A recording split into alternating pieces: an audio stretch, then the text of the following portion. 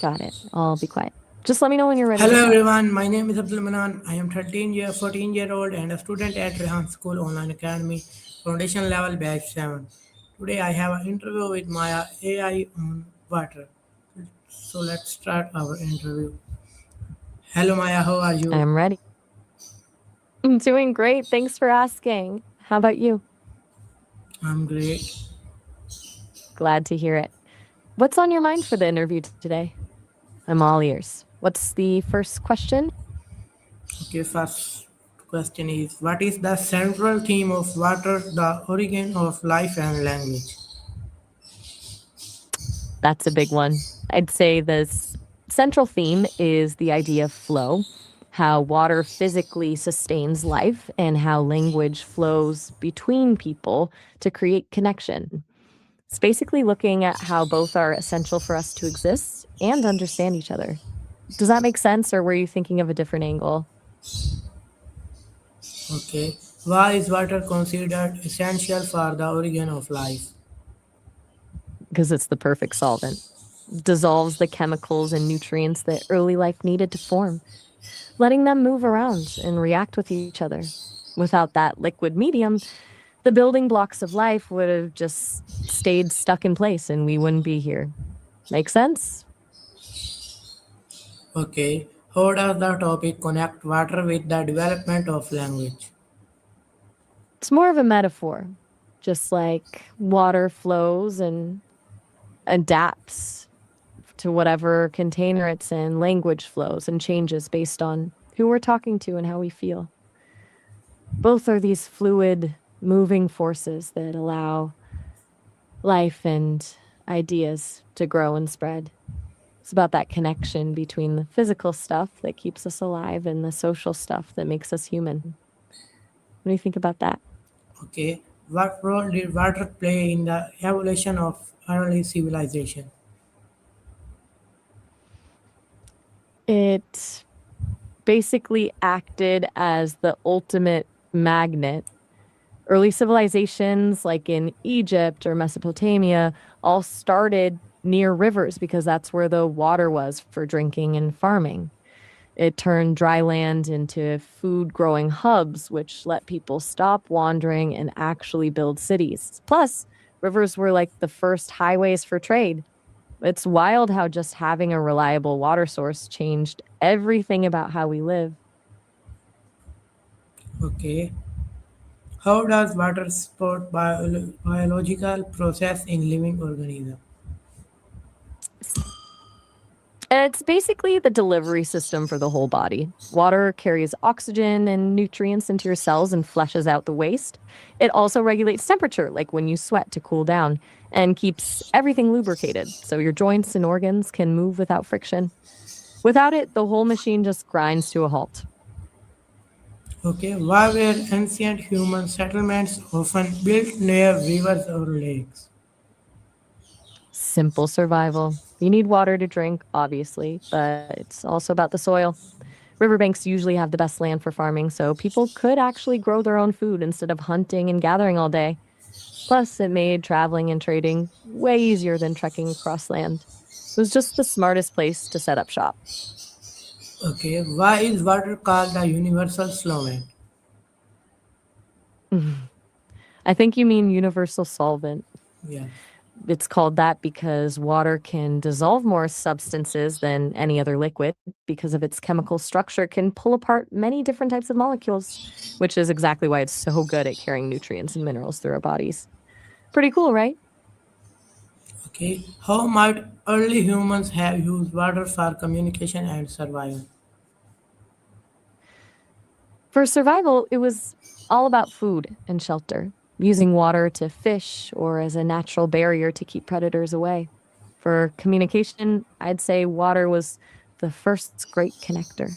Rivers and oceans allowed people to travel and meet other groups, which is how different languages and ideas actually started to mix. It basically turned the world into a network.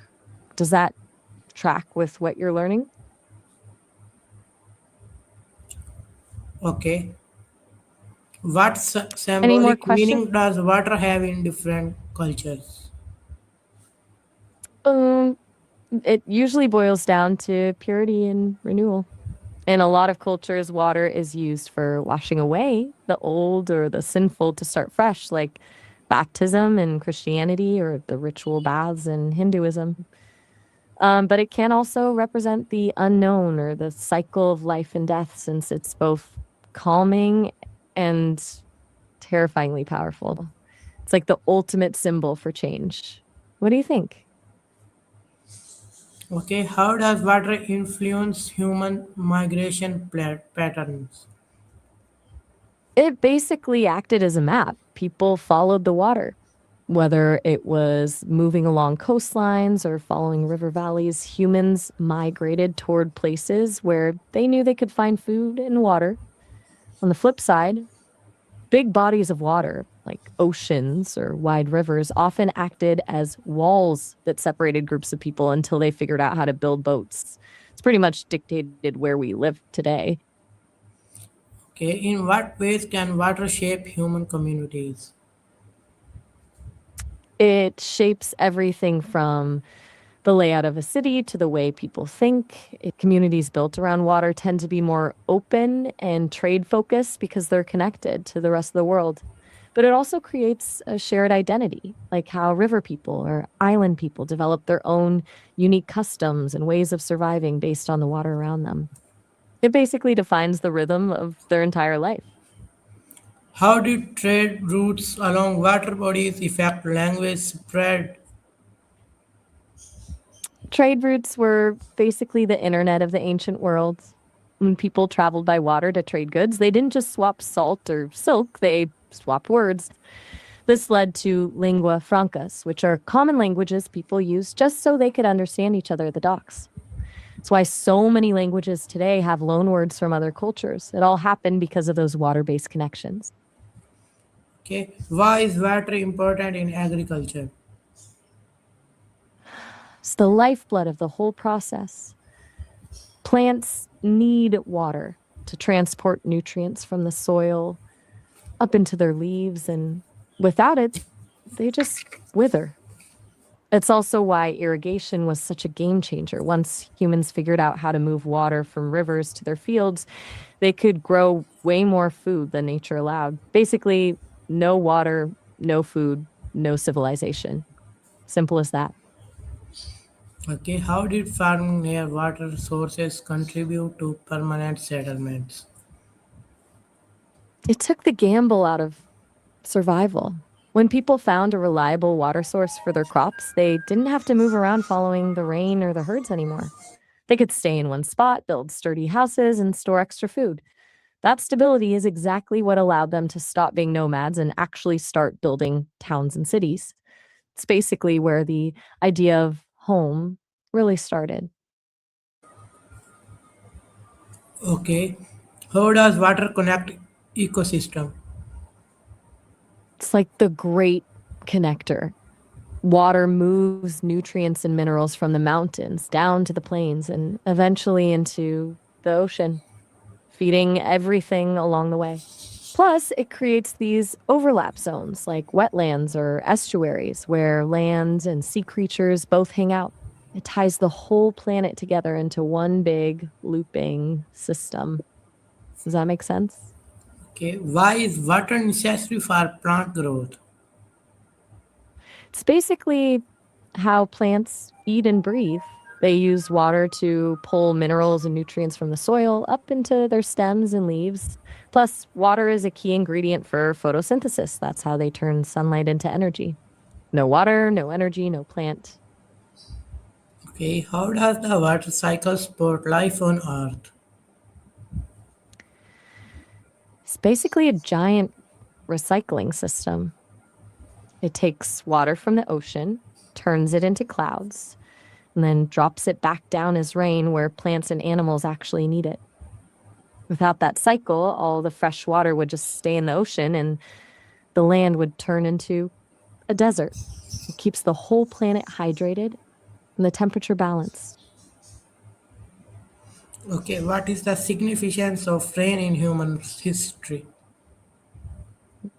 It's always been the ultimate gamble. When it rained, it meant survival, food, and prosperity, which is why so many ancient religions have rain gods or rituals to bring the storm. But when it didn't, it meant famine and the collapse of entire empires. Rain basically dictated whether a society thrived or disappeared. It's the most powerful natural force we've ever had to deal with. Okay, how did ocean help connect distant cultures?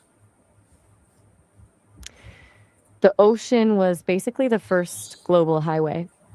Once people figured out how to navigate by the stars and build ships, they could reach places that were impossible to get to by land. It allowed for the exchange of everything: spices, gold, philosophy, and religion. It's how a culture in one part of the world could suddenly influence someone thousands of miles away. It turned the planet into one big, connected neighborhood. Okay, why are rivers often called the cradles of civilization? Because they provided everything a society needed to get off the ground in one spot. You had fresh water to drink, fertile soil for farming, and a way to travel and trade. When you have those three things, you can stop worrying about where your next meal is coming from and start focusing on building laws, writing, and art. That's why the biggest early civilizations all grew up around rivers. How did transportation by water influence communication? It made communication way faster and more frequent. Before ships, you were limited by how far you could walk. Water transportation let people move larger groups of people and a lot more information over huge distances. It basically accelerated the spread of news, ideas, and languages because it connected hubs that were otherwise totally isolated. It turned local whispers into global conversations. Okay, what is the relationship between water scarcity and conflict? It's a high stakes game. Water is so valuable that whoever controls the source basically controls the region. Cities were built near water for security and growth, but that also made them huge targets. Most of history's biggest conflicts have been over water rights, basically fighting over who gets to use the river and who gets blocked. It's the ultimate resource. It can build a city, but it can also start a war. How does access to clean water affect human health? Mm, it's the difference between thriving and just surviving. Clean water prevents diseases like cholera and dysentery, which used to wipe out entire populations. When people have safe water, they don't get sick as often. Kids grow up healthier and the whole community is more productive. Basically, clean water is the foundation for everything else in healthcare. Okay, why do many myths describe life beginning in water? Uh, I think you're asking why many myths describe life beginning in water. It's because water is where we actually see life happen on a small scale, like ponds or the ocean. To ancient people, water felt like a magical creative force because it's what makes things grow. Since everything alive needs water to survive, it just made sense to them that life itself must have started there. It's that idea of the primordial soup where everything began. That sound right? How is water represented in literature and poetry?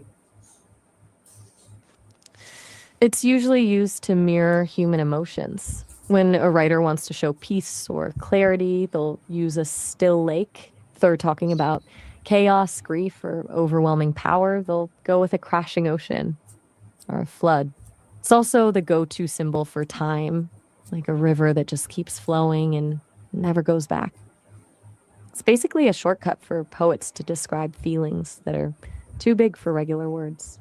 How can language describe the sound and movement of water? Language uses onomatopoeia for that. Basically, words that sound like the thing they're describing. We have splash, gurgle, babble, or crash. Then we use verbs to show the movement, like meandering for a slow river or cascading for a waterfall. It's like the language tries to mimic the fluidity of the water itself. Pretty clever, right? Why are there many idioms related to water in English? Because water is so constant in our lives. It's the easiest way to describe things we can't see. Think about being in deep water when you're in trouble, or going with the flow when you're just relaxing. We use it to describe emotions and situations because water is so unpredictable. It can be a calm pond 1 minute and a storm the next. It's just a natural way to make a point. Okay, what does the phrase still water run deep mean? I think you mean still waters run deep.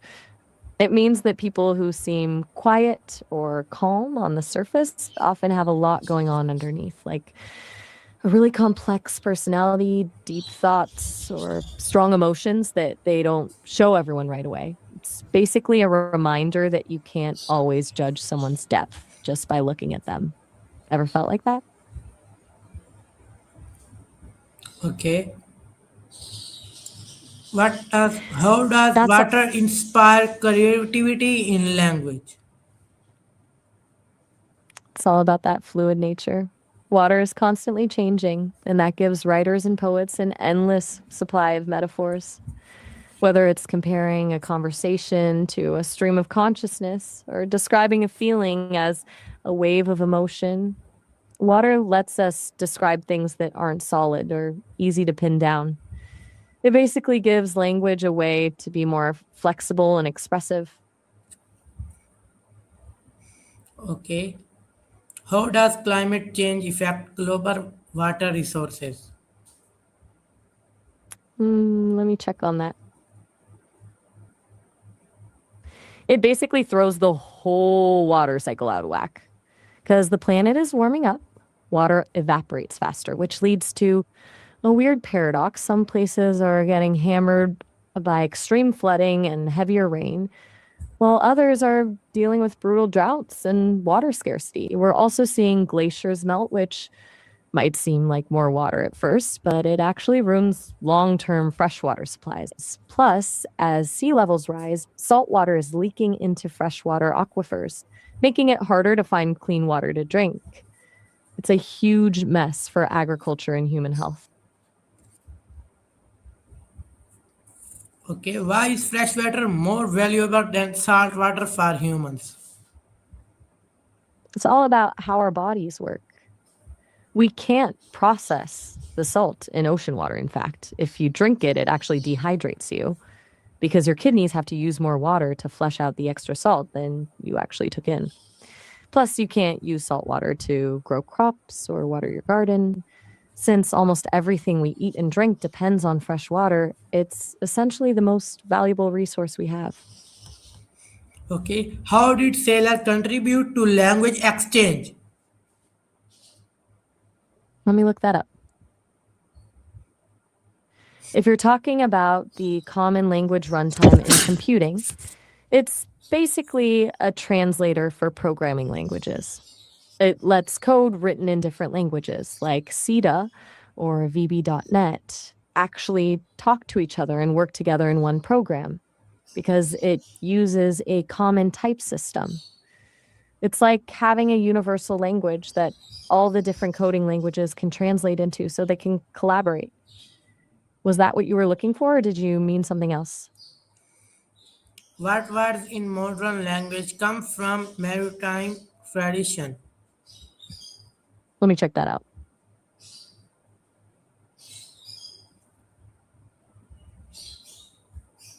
Tons of them. We use maritime phrases all the time without even realizing it. For example, when you say someone knows the ropes, that comes from sailors having to learn all the different ropes on a ship. Batten down the hatches means getting ready for trouble, which is literally what sailors did to secure a ship before a storm. Then you have loose cannon for someone unpredictable or feeling in the doldrums when you're depressed, which refers to parts of the ocean where the wind just stops and ships get stuck. It's wild how much of our daily language is just old sailor talk. Okay, how does water unite nations? Let me see about that. Usually happens through what's called water diplomacy. Since many countries share the same rivers or lakes, they're forced to cooperate to manage them, which can actually build peace and trust. A good example is the Indus Waters Treaty between India and Pakistan. Even when things are tense politically, they've managed to collaborate on how to share that water. It basically turns a potential source of conflict into a reason to work together for the sake of everyone's survival and economy. How can water divide regions or create borders? Hmm. Let me look into that. It's basically the most natural fence you can have. For centuries, people have used rivers as political boundaries because they're clear, easy to see on a map, and historically, they were great for defense. Even today, about 23% of international borders are rivers. Then you have oceans, which obviously divide entire continents. There are also drainage divides, which are high points like mountains that decide which way the water flows, effectively splitting the landscape into different river systems. It's funny how the same thing that connects us through trade can also be the thing that keeps us apart. How does water pollution threaten life?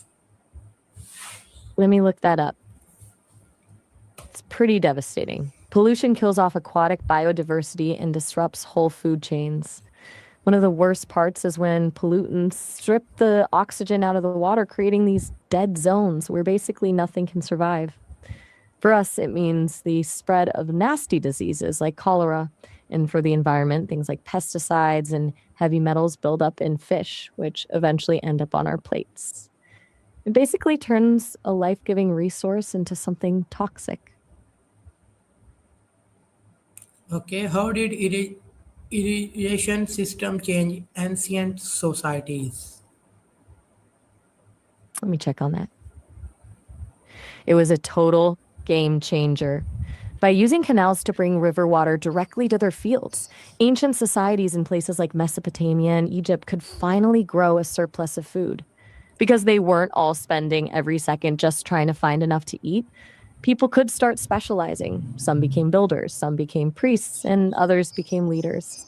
That's basically how we went from small villages to complex cities with actual governments and social classes. It basically launched the way we organize society today.